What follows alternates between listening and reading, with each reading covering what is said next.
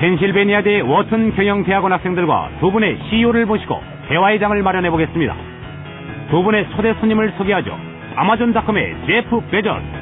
I talk about obsessing over customers instead of competitors. 그리고 렌즈엔드의 데이빗 다이어. I describe myself to a lot of people as more of a workhorse than a show horse. 인터넷 쇼핑 세계의 혁명가인 두 CEO의 이야기를 들어보죠. Exclusive national funding for this program is provided by A.T. Kearney, a global management consulting firm helping businesses achieve results with capabilities in strategy, operations, and technology. A.T. Kearney, right there with you.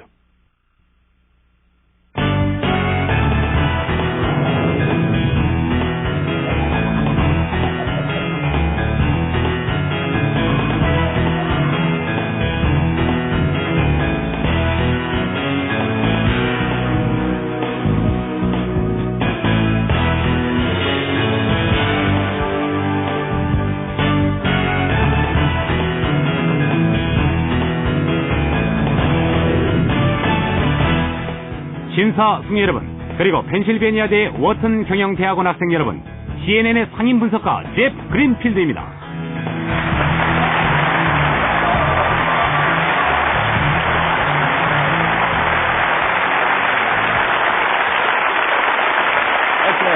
Thank you.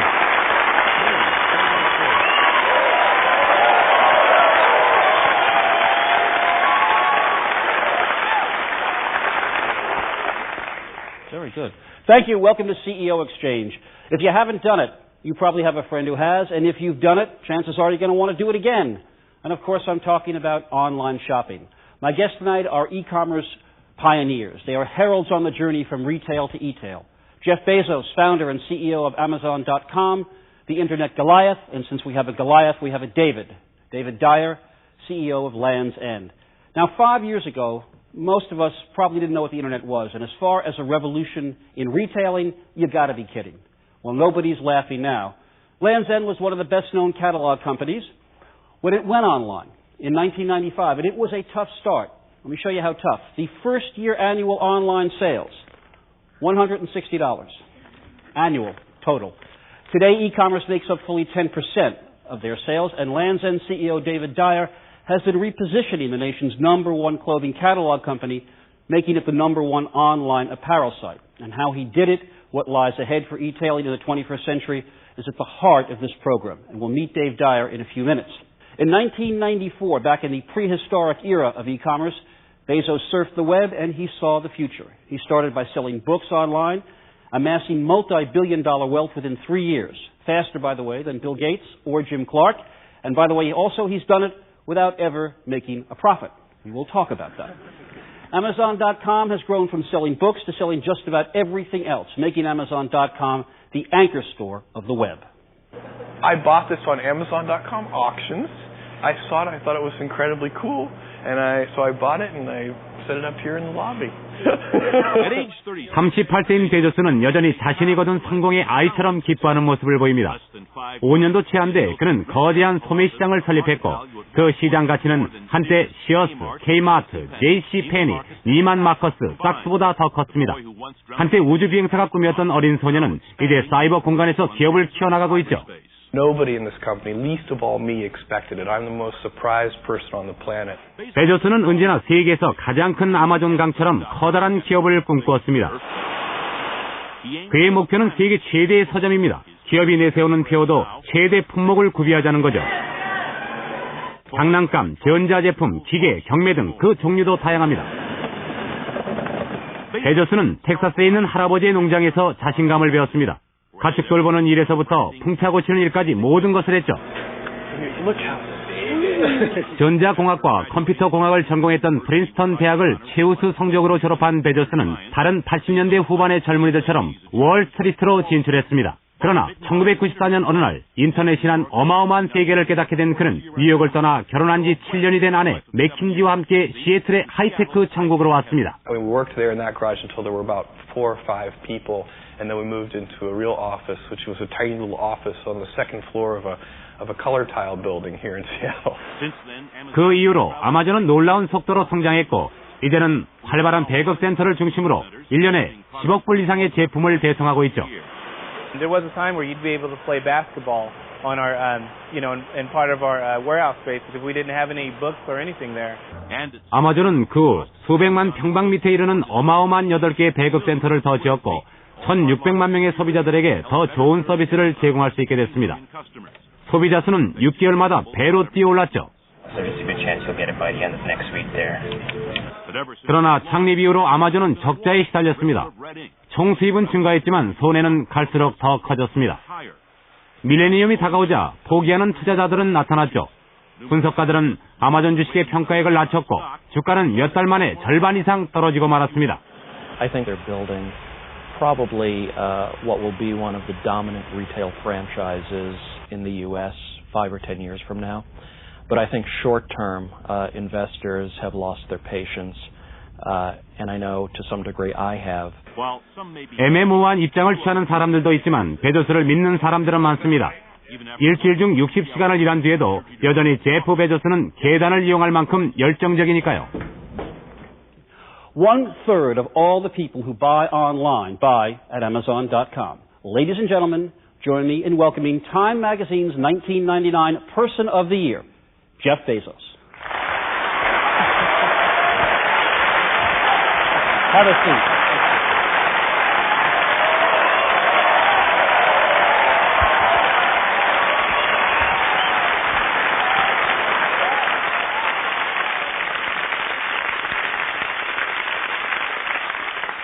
You know, in all of the movies I used to see as a kid about inventors, there was always a foreshadowing scene. You know, a kid would be reading in the dark by candlelight, and the candle would go out, and he'd say, if only there was a way to have light at night. And then the mother would say, Tom Edison, get in the bed. So my question to you is, was there such a moment for you? Was there a moment early in your life when at some sense you had a sense that you wanted to build something really remarkable? You know, I was a tinkerer. I was always building little things, burglar alarms in the house, none of which were actually lethal for any of my family. I was building, solar cookers out of umbrellas as a little kid, and you never wanted to eat any of the food cooked on them unless you really appreciate, salmonella or trichinosis or whatever. Did you really at age 3 take a screwdriver and try to turn your crib into a bed? My mother claims that is true. So she claims that she requested that I requested to move out of the crib into a bed, and she said, no, you're not old enough. And so she came in my room and found me disassembling my crib and decided I was old enough. There's one other part of the mythology, and I don't mean that to mean it's false, but it's a story often told of you that you are so overwhelmed by your life that you carry a camera almost everywhere to record it. How true is this? Well, it's true that I carry a camera everywhere, and the reason is I want to have a chance someday of reconstructing my life, and I don't have the energy at the end of the day to keep a written journal. How much do you... You're not kidding. No. Well, listen, we said no flash photography. Why don't you take a picture of our audience? All right, audience. Wave, smile. Smile! There we go. All right. That'll be a good keepsake. Thank you. Also might be auctioned on eBay for a hefty price. Oh, no, Amazon.com auctions. We're going to get into that too. You are a successful young man at a hedge fund in New York. You're doing very well. There's a 6-figure bonus ahead of you. So you read this figure, web use is growing, and you suddenly say, okay, I'm going to quit my job, drive across the country, and start a company whose exact nature I don't know what it is. Sounds a little crazy, doesn't it? Yeah. Well, the internet was growing very rapidly. That was very clear. Things that are growing exponentially today are invisible, and tomorrow are everywhere. And I was looking for the right framework in which to make the decision, and it was actually a really easy decision once I found the framework. But this is the part I don't get. I understand how you can see a lot of people are going to be using the web, but you got from that to the point, I'll bet you can sell things on the web. Now, That's a leap that I think doesn't logically follow from the fact that a lot of people are going to be using the web. Well, I didn't think it was a certainty. I didn't think it would work for sure. In fact, all the seed money for Amazon.com came from my family, and I told them that I thought there was a 70% chance that it would not work and that they would lose their investment. I was also in part because I wanted to make sure I could come home for Thanksgiving dinner, But how did you come up with the notion, I can sell something on the web, and that something is going to be books? Well, actually, books was an interesting area because it was underserved for mail order. There was, there's no way to have enough titles in a paper catalog. The catalog's worth, 10 New York City phone books. Mm-hmm. So the idea was, with the infinite shelf space that the internet has, you could have an online bookstore with true universal selection. I want to ask you one more question about the birth of this and then move to the present. And that is, you knew almost as soon as Amazon.com went up that it was going to work. You had not any doubt. Yeah, I had all kinds of doubt before it went live. And I remember the day before we went live, we all looked at each other, and we were looking at this little 400 square foot warehouse. That's about the size of a one-car garage that we had built. And I remember one of the developers saying to me, I don't know if this is incredibly optimistic or hopelessly pathetic. And we had no idea. But in the first 30 days, we had orders from all 50 states and 45 different countries. And we looked at each other and we said, we know customers want this thing now. Knowing that, the rest of it was about execution. I remember a story about Bill and Hillary Clinton the night before the election when they realized they were going to win. They looked at each other and laughed. Have there been times when you and Mackenzie, your wife, just look at each other sometimes and say, all right, who's been smoking what? This is not possible. Well, certainly, I think that's true. I mean, I laugh so frequently that you wouldn't be able to find me laughing and discern that from the noise of the other laughter. But the real story, I'm going to write a book someday, the title of which may be Lucky, because we were in the right place at the right time. We've had, to have what has happened happen, you have to have all the planets align. Even the things that should have been mistakes turned out to be the right thing to do. Like for example, early on we got all sorts of advice from people not to launch with 1 million titles. We wanted to launch with 1.1 million titles because we really thought people would want to find the most obscure things. And people who knew more about the book industry said, don't do that because it's so hard to source and supply the titles after about the 300,000th bestseller. Launch with 300,000 and every month add 50,000. Work up to 1 million. And we disregarded that advice through naivete. It turned out after we launched, those people were right. It was incredibly hard to fulfill the promise that we had made to customers. We did do it through sort of sheer force of will and blood, sweat, and tears.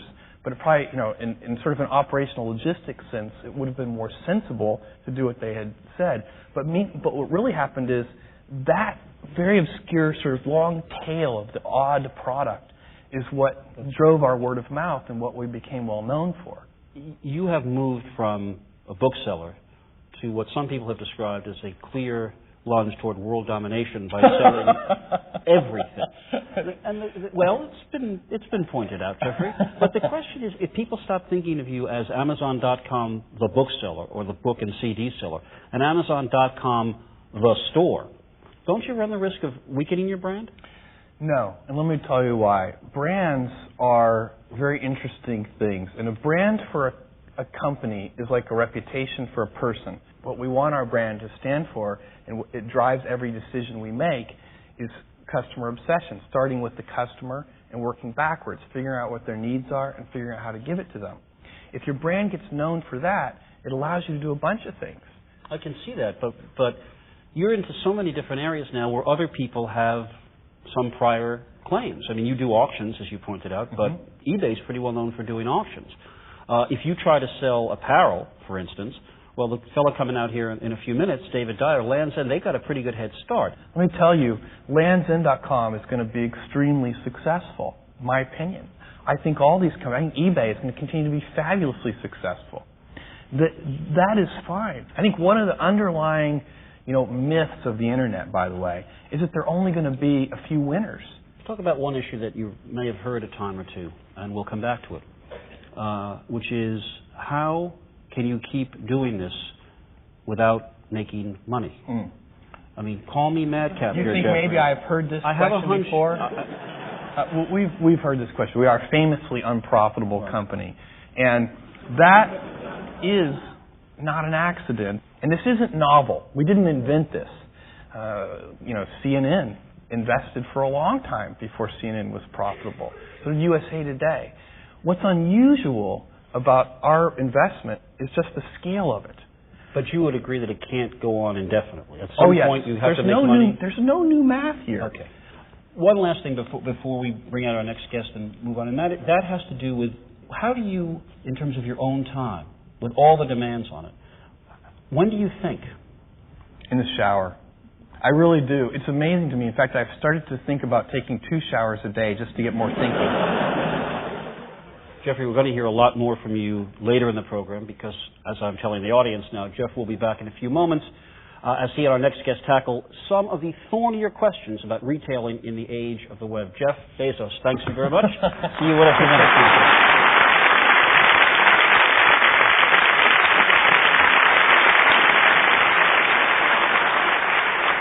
Our next guest is presiding over a challenging transition. How do you make and keep the #1 apparel catalog company at the top of the online market? And how do you do that while keeping this big business true to its small-town values? Turn around, models. Let everyone see them. You guys did a good job. Those products look great, huh? 데이빗 다이어가 1998년 렌즈엔드로 돌아왔을 때 렌즈엔드는 개조가 필요한 회사였습니다. You always got to be better. You always got to run fast to stay ahead of everybody else. We've always held on to the quality and the value and the service for the customer, but I think what was missing was having style. 조종사로 오래 일했던 다이어는 오래전부터 좋아했던 낭만적인 소매업의 세계에서 직업을 갖게 됐습니다. I love selling, and I really love to be sold, and I love when you have great products and you can tell the customer about them and make the customer a friend. It's just always been kind of a honorable craft to me, and I just have enjoyed every bit of it. 렌즈엔드는 갑작스럽게 시작된 회사입니다. 37년 전 전직 광고 작가이자 선원에 의해 시작되었던 렌즈엔드는 카탈로그 영업회사였습니다. 렌즈엔드는 1986년 상장되었고 작년 판매액이 13억 7천만 달러를 기록했죠. 렌즈엔드의 본사가 있는 곳은 위스콘신주의 중심인 나지빌이라는 작은 마을입니다. 명절 때가 되면 렌즈엔드는 인근 치즈 공장의 인력까지 빌려 일을 하죠. 렌즈엔드의 사업 규모는 어마어마합니다. 전자상 거래라는 광대한 바다에 뛰어든 렌즈엔드는 온라인 판매에서 1위를 차지했고 그 판매량도 렌즈엔드 전체 판매량의 10%나 되죠. There is a good question about whether you will feel comfortable buying, all of your apparel online because you can't touch and feel it. But, they're a cataloger. The returns process is just as easy. It's not different from buying in the catalog. 무엇보다도 렌즈엔드의 자랑은 서비스입니다. 주문이 들어오면 제품을 골라 확인한 다음 포장되어 바로 다음 날 배송이 되죠. There's going to be really a very interesting meeting this morning.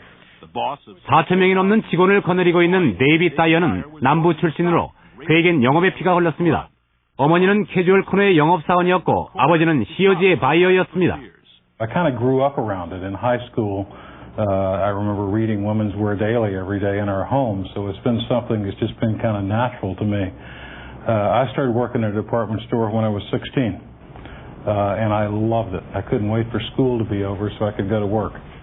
처음부터 다이어의 목표는 높았습니다. 그는 17년을 플로리다에 있는 버다인 백화점에서 보냈고 1989년 렌즈엔드로 와 가구 카탈로그인 커밍홈의 일을 맡았죠. 또 잠깐 남부지방의 홈쇼핑 방송에서 일하다 다시 1998년 다지빌의 렌즈엔드로 돌아왔습니다. 렌즈엔드의 사정은 나빴습니다. 판매량은 저조했고 주가는 바닥을 기고 있었기 때문에 어쩔 수 없이 다이어는 임금을 10% 인하해야 했죠. 결국 이런 노력은 결실을 거둬서 판매가 늘어났지만 아직도 할 일은 많습니다. 데이빗 다이어는 20년 동안 조종사했던 연륜을 이용해서 급속도로 변하고 있는 거친 경제사회를 뚫고 렌즈엔드를 이끌어 나갈 겁니다. Decades before the web was invented, the mail-order catalog was a virtual store. And the question now is whether the web threatens the survival of these companies or whether their years of experience will give them a powerful edge. Let's talk about that. Ladies and gentlemen, please welcome the CEO of America's #1 clothing catalog company, David Dyer of Land's End.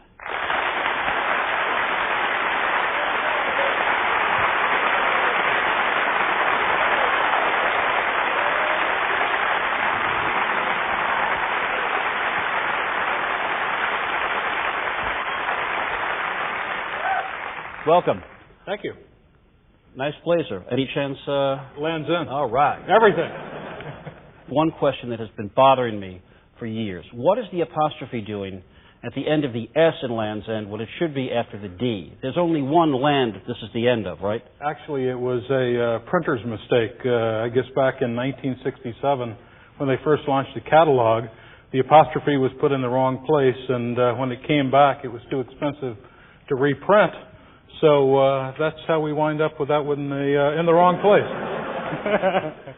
Let me just take you back, as I did with Jeffrey. I'm never quite sure when it occurs to a young person, I'd like to run a company. Was this early in your life or later on?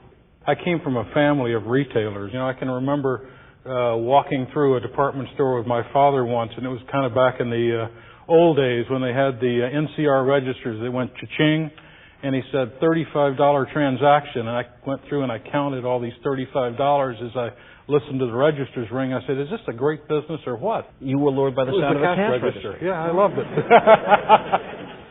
In terms of making a career, it never occurred to you that you'd like to be an adventurer, Indiana Jones, travel the world?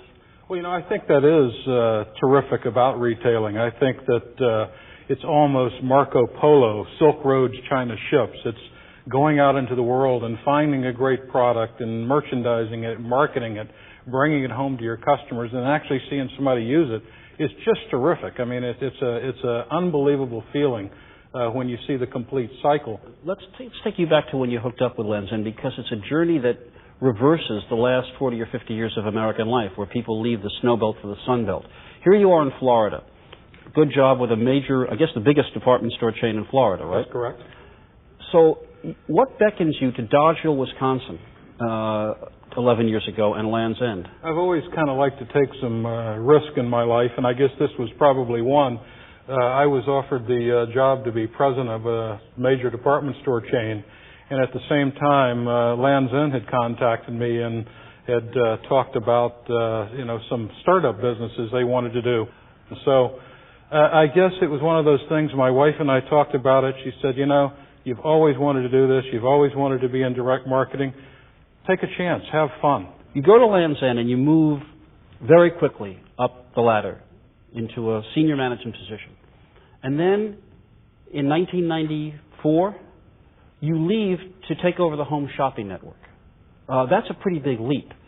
What possessed you to do that? Well, I learned a lot of things from home shopping. First, I learned a lot about electronic retailing. And I guess as I went through this, I started thinking about the future of retailing and was very convinced that electronic retailing was going to be the future. There's a lot of things that I learned from that experience, and a lot of their success today is because of some of the things that we laid. Was there any specific lesson in terms about trying to change a corporate culture and at what speed you can do that you came out and said, maybe, if I get the next thing I get my hands on, I'm going to pick up something from this? I think so. I think that one of the big lessons is don't change everything at once. And if you change too much too quickly, you don't really understand the cause and effect. And I think that was a great lesson from home shopping. And I think as I came into Lands' End, I certainly had a better perspective and treated the problems with more balance. Do you ever think literally, okay, I remember what happened at home shopping, I'm going to handle this situation differently? Is it that conscious of decision making, or is it sort of more? I think it's more kind of subtle. Yes, I do think about that, and yes, when we have had discussions at Lands' End, I have told people that story, and I have pulled back from some of the things that we wanted to do. But any time that you're in a company in transition, you've got to react, and you've got to move forward, and I think in today, speed counts. Lands' End says, come back to Dodgeville as CEO. Wow. Now, we're talking about a company founded by a legend, Mr. Comer. Gary Comer. Who, for a long time, said, I'm not going to be involved in this company. I'm going to take my yacht, sail it around the world, but I'm still the majority shareholder. And at this point, he's gone through 3 CEOs in about 5 or 6 years. And he has what is known as a board that is one of the more, it's been described by others as fairly insular. It's his baby. My question is, did you feel a little like a manager being hired by George Steinbrenner? No, not at all. One of the things that I can tell you is Gary is a terrific chairman of the board and is very active as a board member. When it comes to the day-to-day operations of the company, it is left to management. However, I think that when you when the board sees something happening in a company, today no more than ever, the board has, two duties, the duty of loyalty and the duty of care. So you come back to Dodgeville, which is a place, it's a small town west of Madison, Wisconsin. It's a terrific town. Right. But 3,803 now that my family has moved in. But one of the first things you have to do on your return is impose the first layoffs, I think, in the company's history. Here's the new CEO. Guess what? 10% of the workforce gone. How do you deal with it? I will tell you that it was one of the toughest decisions that I have ever had to make, and I think for a couple of reasons. At Lands' End it's family. I mean, it is a very wonderful culture to be a part of, and it was a very tough thing to do. And I think that the one thing that I can say to anybody that has to go through it is treat people with dignity and respect, treat them as family, and treat them as well as you can for those who are leaving and for those who are staying. Now, when you come back to Lands' End, it's already begun its nascent life on the web.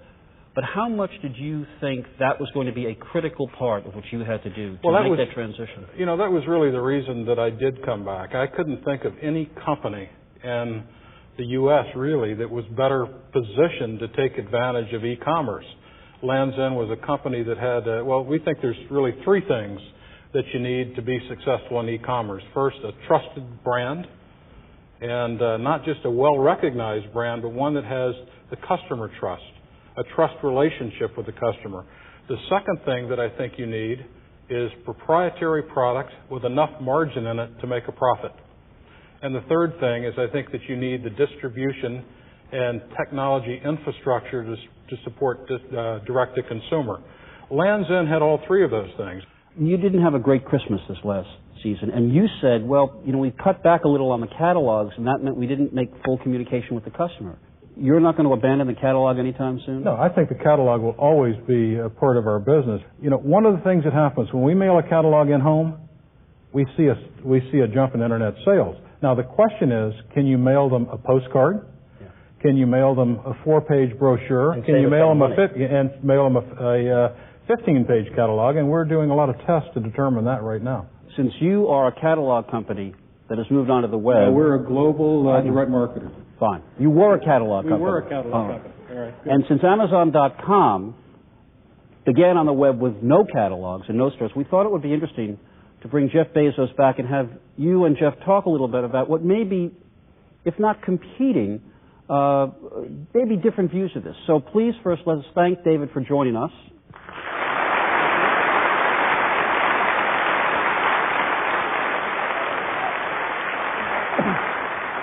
Jeffrey, come on back.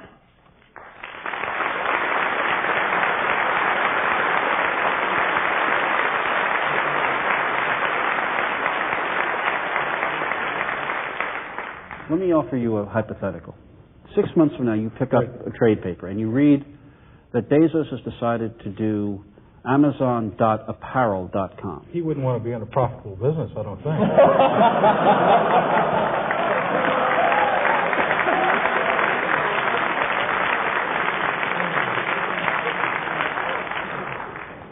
Thank you. We're going to get to that issue again in a while. But what I mean is, in this sense, is your head start as a catalog company a critical element in your conviction that you would crush him like a bug if he tried to do this? I think it's a big, wide open area out there, and I think that, yes, we've had somewhat of a head start because of our brand recognition, our relationship with our customer, our, proprietary product. You can only get Lands' End product at Lands' End. And we have a terrific distribution infrastructure. I think we pick, pack it, ship it as efficiently and as fast as anyone in the business. And that really is one of our core assets. But, I think that one of the things that we really look at is it's not so much customer service that makes a difference. It's building a relationship with the customer. We don't call a customer until we've sold them more than once. We have a feeling that anybody can sell anybody anything once. But let me shift to a different kind of question that I think is in the same area. You want Earth's biggest store. Sound familiar? Earth's biggest selection. Sorry, Earth's biggest selection. Well, there's a company, you may have heard about this company. I think it's called Walmart. Pretty well branded? Walmart. Yeah, yeah. Pretty well branded? Right. They make a profit too. Aren't they based in Arkansas? Yeah, that's right. A little company. Right. Now, if somebody's going to sell everything to everybody, doesn't Walmart, as they intend to come into this website business, don't they come in with an awfully big advantage? Like, gee, where do I go to buy stuff? Everything. I go to Walmart. Well, I have to refer you back to my prior comment, which is I think that there are going to be lots of winners here. But I also will say that, Amazon.com, for a long time, people have been predicting our imminent demise due to larger, better funded, better brand named competitors. We've been Amazon.toast, right. Amazon.bomb, right. And my personal favorite, Amazon.org, because clearly we're a not-for-profit company.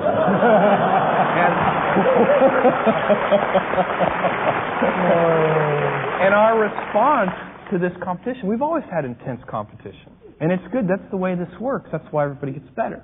But our response to competition is always to get even more heads down, focused on the customer. I ask folks at Amazon.com to wake up terrified every morning, sheets drenched in sweat, but to be very precise about what it is they're afraid of. Not you. They should not be. I'm too goofy to be afraid of, but they should be afraid of our customers, not our competitors, because it's our customers. Those are the folks with whom we have a relationship. And if we stay heads down, focused on our customers, and our competitors stay focused on us, that's a great position to be in. I want to pause for a moment and introduce the first of a series of questions that are going to be posed and have been posed by the faculty at the Wharton School. This one comes from David Schmidtlein, who is chair of the marketing department. One of the challenges that companies face is that customers have an inclination to try a product once or twice or to try out a new service, but not to keep coming back, not to make the product a habit. What do your organizations need to do to manage repeat business? The best way to get repeat business is to exceed expectations of the customer the first time. It's that simple. It's not complicated. No. In theory. It's hard in practice. But here's to execute at a level that really exceeds expectations of customers. Let me go and get a somewhat broader perspective of retailing to e-tailing. Were there certain fallacies that you thought had been embedded into certain concepts about e-tailing on the web? There were certain assumptions that proved not to be true? Well, I think that one of the things that people certainly who had catalog businesses thought is you just put a catalog online and it's going to sell. There's ways that you need to present merchandise in a virtual space much differently than you would in a catalog. So if there's anything, it's letting each business assume its own destiny. You can't manage two different organizations. You can't have an internet organization over here doing one thing and another organization over on the other side of the room doing something else. We're one company. We serve the customer together through multiple channels, and however they want to shop with us is fine. When you look back on the early days, can you look back and see certain assumptions that you made that weren't right, that didn't work out, that you said, God, I don't know how we thought about that one? Well, our assumption, if you look at our original business plan, the biggest surprise is that we expected the business to grow very, very, very slowly. And in fact, we expected to build a small, profitable company, and what we actually built is a large, unprofitable company. Is there any doubt in either of your minds? I'm sure you both agree that you will survive and the other will survive, but are we headed for a shakeout? I mean, is there inevitably going to be a time, you say there'll be many winners, isn't it also fair to say there are going to be a lot of losers? First of all, I wouldn't even agree that necessarily we're going to survive. So, you look at the history of pioneers, it's not that good. There are a lot of examples of companies that look like they couldn't fail, and then they're gone. Yes, so in one recent magazine piece described you as the possible Atari of your exactly. business. Atari. How about VisiCorp? They made VisiCalc, which preceded Lotus, and the spreadsheet and Hayes Modem. How could Hayes Modem have so much trouble in the fastest growing modem market of all time when at one point their brand name was synonymous with modems? So the only thing that saves a company from that, in my opinion, is staying focused obsessively on the customer. And let me assure you that if we do fail, if we don't become a lasting company from the leadership position we have today, we will have nobody to blame but ourselves. I want to shift gears here. Nobody can talk about anything web-related without talking about the craze surrounding the stocks. Now, you're in a company that makes money. Yes. Your stock's gone through transition. I think that's the nice That's a good word. Right? Now, when you look when you look across the table and you see this young man, never made a dime, do you ever think to yourself, what planet is this happening on? You know, I guess I'll let the market or the open marketplace determine the value. But the one thing I do feel is there's always value in being first and being the best in a category. And I think that the experience that they've created at Amazon.com is much better than one of the big box bookstores. As a matter of fact, I'm a customer. I think it's a terrific experience. You're welcome. Buy some Lambs in too. 1-800. Okay. But if I may be serious for a moment, if there were to be a downturn, if there were to be a recession, aren't you at least headed for a Wile E. Coyote-sized fall? Well, I think what you can do, we do proceed adaptively, not blindly. So if market conditions change, if things change, of course, we would change our strategy to adapt to that. Does this make sense to you? Does this, as you hear Jeffrey talking about this, could Land's End work that way? Well, you know, I think yes, in some respects. You know, Warren Buffett said that in the short term, the market votes, in the long term, it weighs. We feel that it's going to weigh over time towards profit, so we've decided to start right now. Now, there's something on our balance that's not reflected at all on our balance sheet. You know, all this marketing and brand awareness that a lot of e-commerce companies are doing are to build a customer file. Land's End has a 29 million name customer file, over 10 million of which have bought from us in the last 3 years. Now, if you hear from internet companies anywhere from $20 to $100 a name, I mean, that's an asset that's not valued at all on our balance sheet, and it's certainly an asset that a lot of e-commerce companies are spending mightily to create. We want to hear another question posed by a member of the faculty here at Wharton School. This one comes from Michael Useem. He's director of the Wharton Center for Leadership and Change Management. David and Jeff, you're facing a very constitutionally skeptical crowd of stock analysts, money managers, venture capitalists. What specifically have you done? What will you do to ensure they have confidence in you and your plans for the future? And I want to start with you, David, because you had to change, as I understand it, a certain reticence on the part of Land's End to actually talk with Wall Street a lot. Well, since I've been back, we have had conference calls with every earnings release. I mean, we do our best to give the marketplace enough information and enough understanding about our company and our business model to make intelligent investing decisions. Same time, we don't give guidance in terms of earnings or sales. And that's one of the things that we have chosen not to do, but we have been much more open with the marketplace than we have been in the past. What do you do when the kind of that amazing rush that surrounded Amazon.com for the first several years is replaced by a, we're not quite sure anymore. We need a few more answers about when we're going to start seeing a turnaround? Well, what we do is we try to share as much information as we can with people, but at the same time, it's not our job to convince people of our strategy, that our strategy is correct. It's our job to articulate it clearly so that they understand it. And then they get to self-select as to whether they believe in it. But isn't it a problem if your articulation is not accepted by the Wall Street community? Well, you have to understand there are thousands and thousands of investors. And, you know, as I heard somebody say, you can hold a rock concert or you can hold a ballet, and both can be successful. But don't hold a rock concert and advertise it as a ballet. People are going to be unhappy with that. Yes, I can see that. And so what we're trying to do is, is have a particular strategy and let the people self-select. I want to shift gears to one last time before we turn to the audience, and this has to do with what may be an unfairly broad question, and let you whittle it down. You know the story of the Patent Office 100 years ago, where the Patent Office guy said we should shut it down because everything has been invented? Right. Well, I'm sure there are some people out there who say... A true visionary. A true visionary. I'm sure there are some folks out in this audience today who are saying, it's too late for me. I'm 22 years old. It's all done. There's not a .com that has not been invented. What could you tell him to encourage him or her that, no, it's not all taken? Well, I'd say first, focus on the customer. Find out where the customer is and go there. Second, take risk. I mean, I think that for people who want it to be laid out before them and don't take risk, there's really not going to be the opportunity. And that's really the fun of it, is to go out and find an opportunity and try it. And, don't be afraid to fail.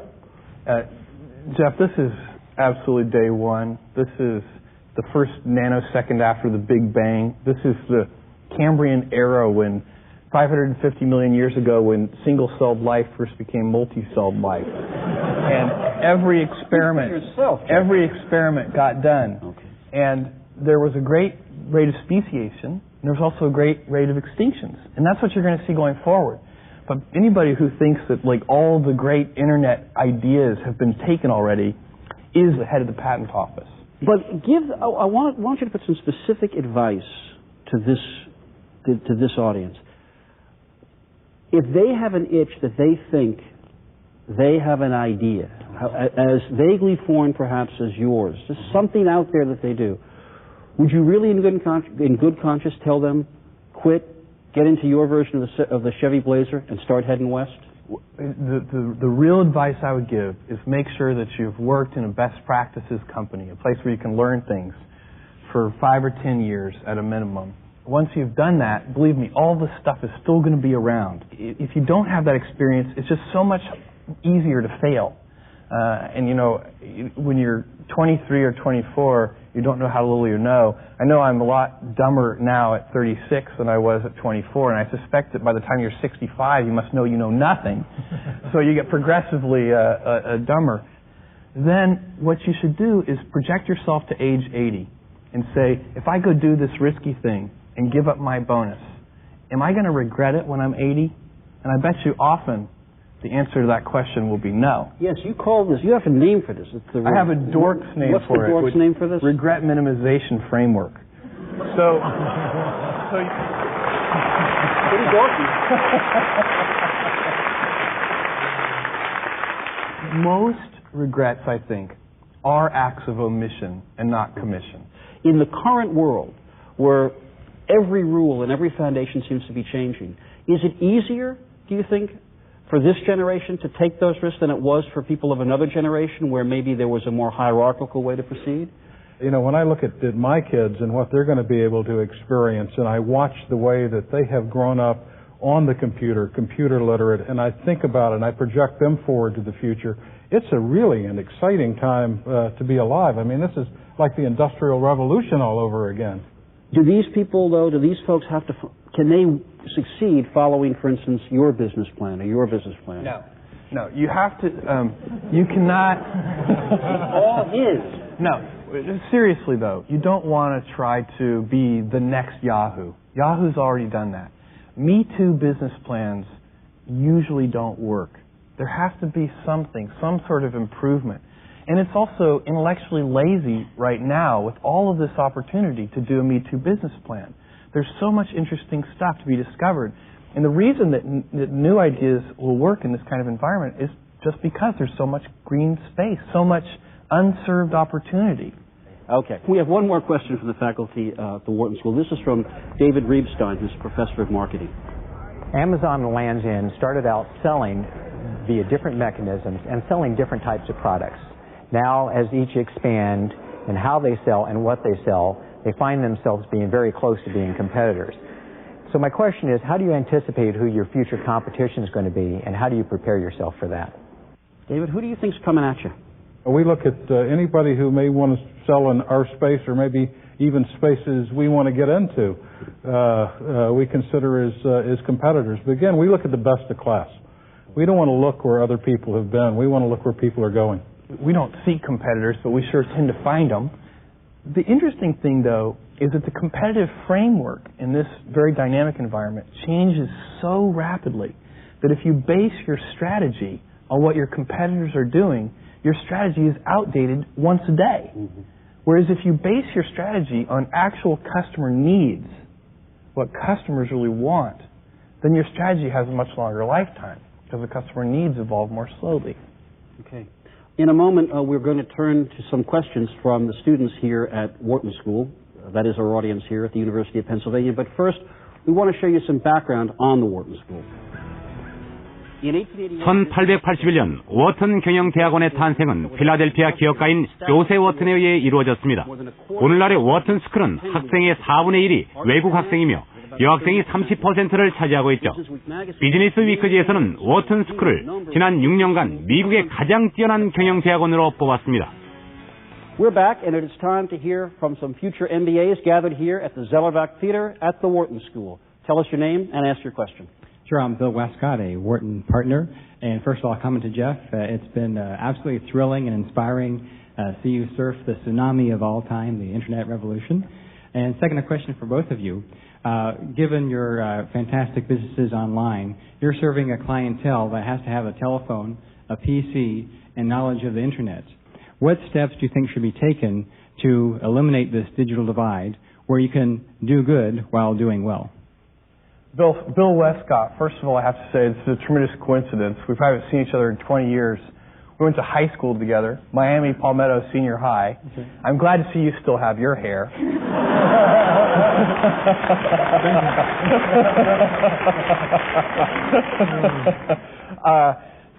I think the digital divide question is a very important one. And in fact, there's some shaky evidence today about whether it's education. And people haven't really figured out what is going to be the primary driver of the digital divide. Is it going to be the fact that there's education inequalities in the U.S. and around the world, or is it going to be the cost of the technology?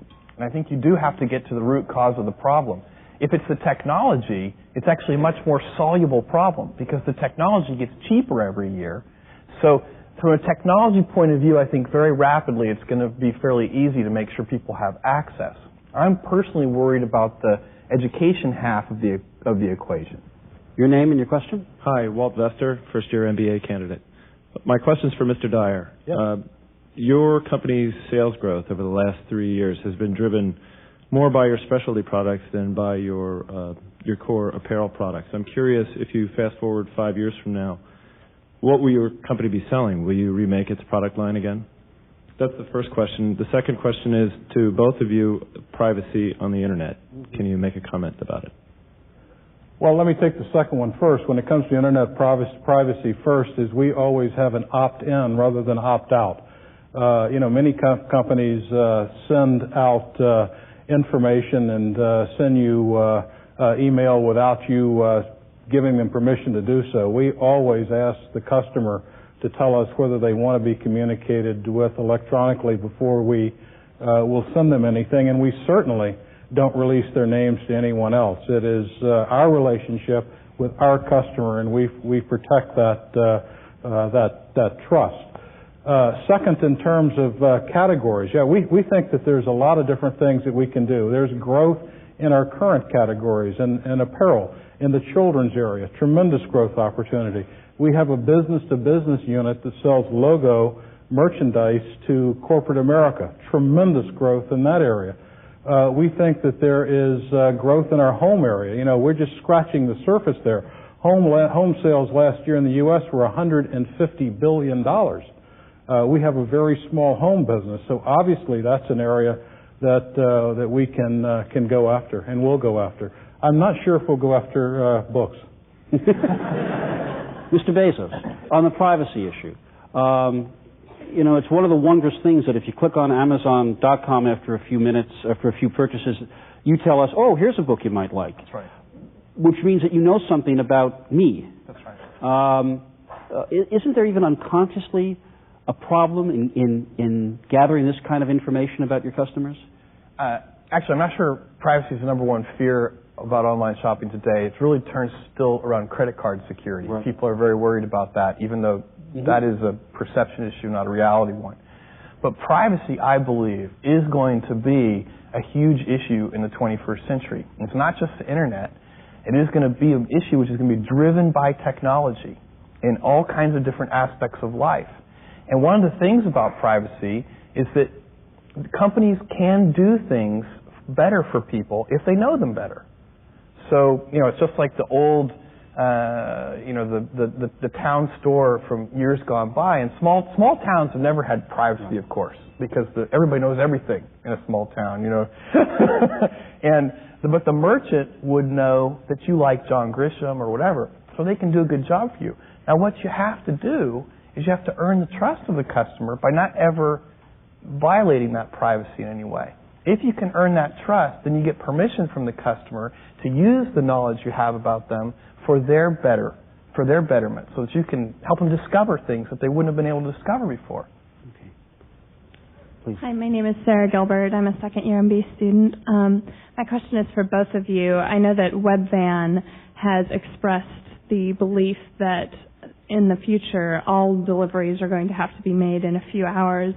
Is this something that you agree with? And if so, given both of your operations expertise, do you intend to try to go into yourself, build up vans, or contract out with someone else?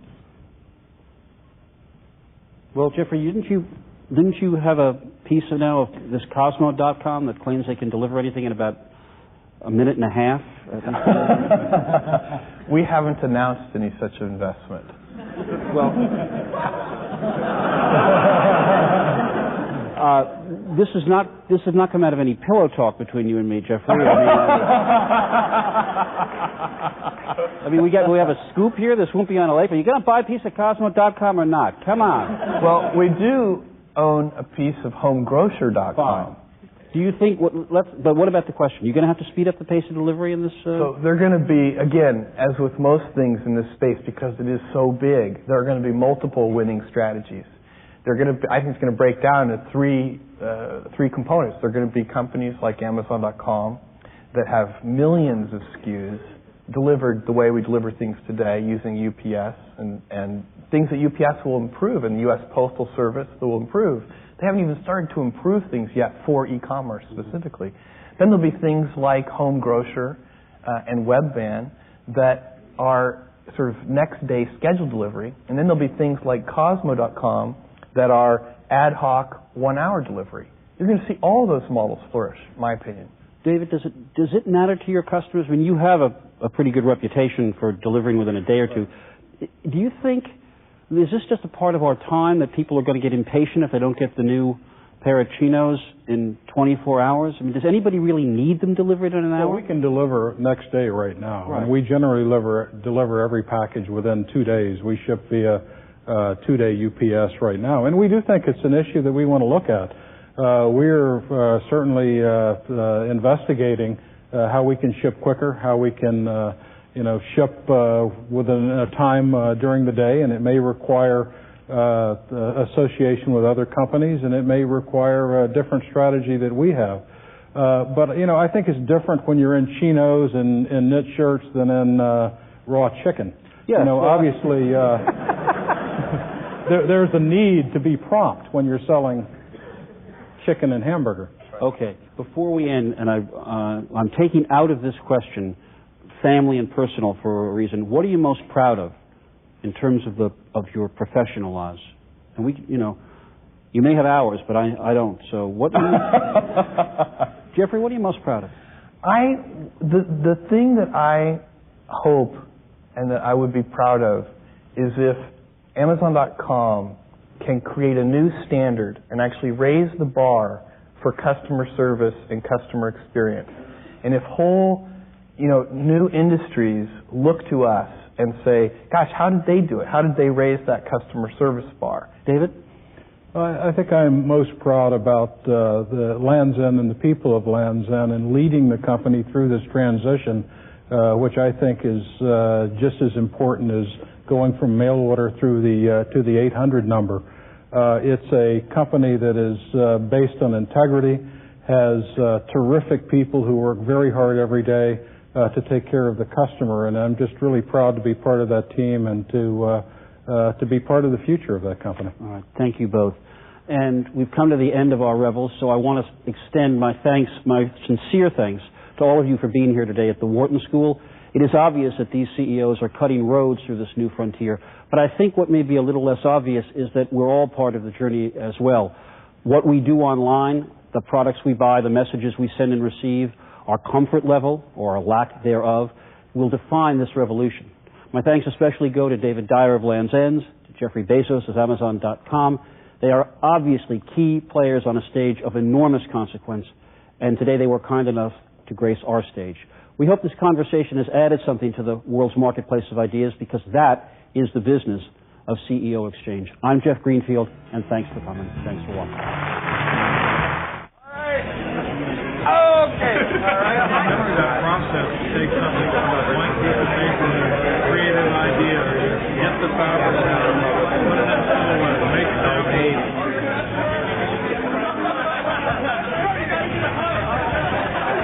We're going to make a lot of improvements. We're on probably our third version going through it, and I think you'll see next year at Christmas time. I think I can talk for energy. Good.